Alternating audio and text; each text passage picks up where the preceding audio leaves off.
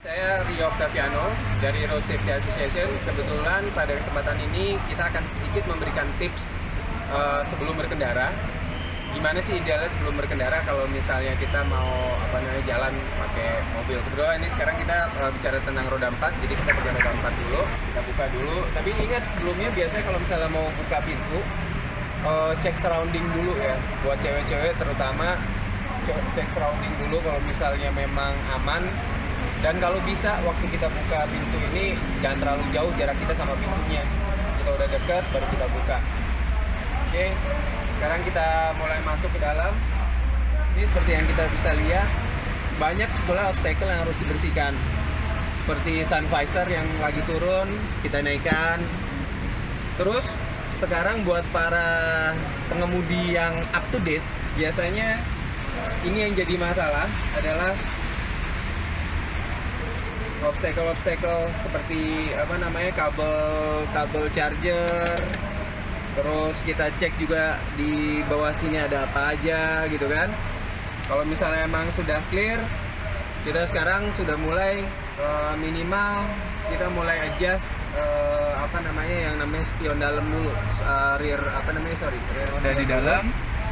Nah, sebelum kita masukkan kunci kontak, ini yang mesti kita pastikan adalah persneleng, pastikan di posisi aman. Ini kalau di Matic kita posisi park, dan rem tangan dalam posisi naik. Inilah obstacle yang tadi saya bilang. Kalau bisa sebelum kita jalan, ini kita clear up dulu. Pastinya kalau misalnya pagi-pagi kita jangan lupa dulu ngecharge gitu ya. Kita ngecharge dulu di rumah, udah full baru kita bawa. Hindari pemakaian charger di dalam mobil. Selain merusak baterai, charger ini akan akan mengganggu kita. Kabel-kabel ini akan mengganggu kita. Oke, ini akan kita taruh di tempat yang paling aman. Kalau dari saya akan saya taruh di sini karena ini tempat yang paling terjangkau. Lalu biasanya kalau misalnya dari rumah, ini karcis tol dan lain sebagainya ini kita kumpulin.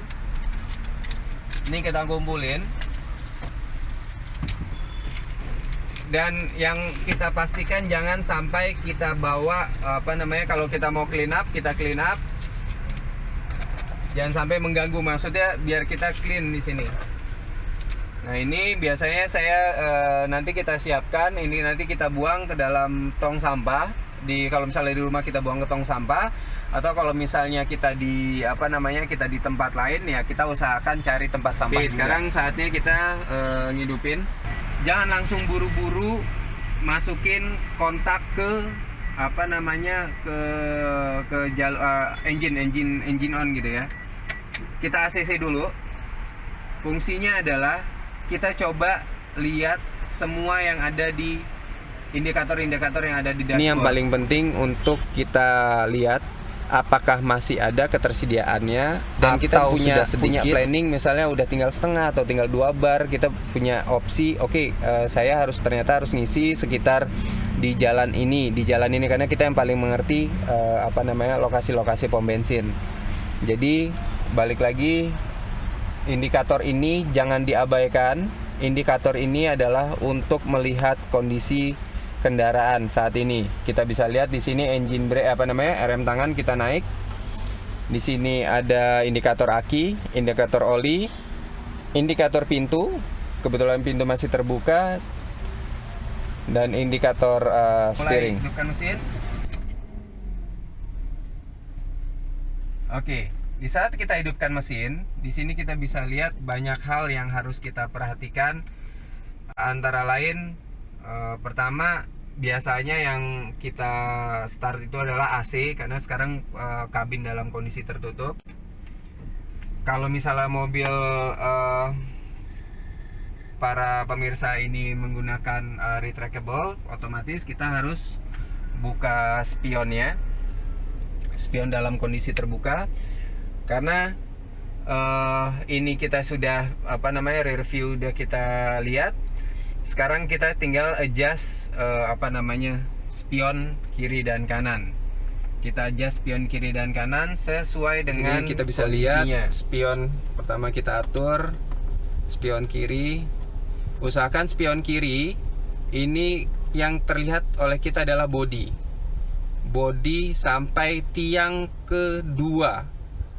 Tiang kedua kita bisa lihat di situ, tiang keduanya masih terlihat. Ya, ini spion yang kanan, kita bisa lihat spion yang kanan. Spion kanan juga sama, sebisa mungkin tiang yang kedua yang kita sesuaikan. Di sini saya menggunakan blind spot mirror di kedua belah sisi spion, karena blind spot mirror ini sangat membantu saya pada saat berkemudi di jalan raya. Kalau misalnya semuanya udah siap, obstacle yang tidak perlu sudah kita clean dari kabin kemudi kita sudah clear, istilahnya clear to take off gitu ya. Kita sudah clear semuanya. Sekarang tinggal hal yang paling penting adalah seat belt. Seat belt ini yang sangat penting. Kalau bisa kita juga cek reaktifnya juga. Oke, ini seat belt masih bagus.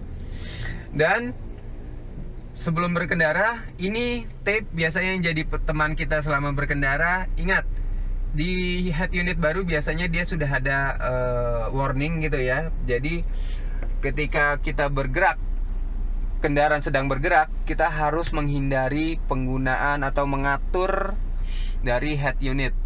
Nanti mungkin kita buat teman-teman yang sudah mendapat pelatihan dari kami, dari Road Safety Association, kita juga sudah menjelaskan bagaimana kita mendefinisikan kecepatan, kilometer per jam itu kita definisikan.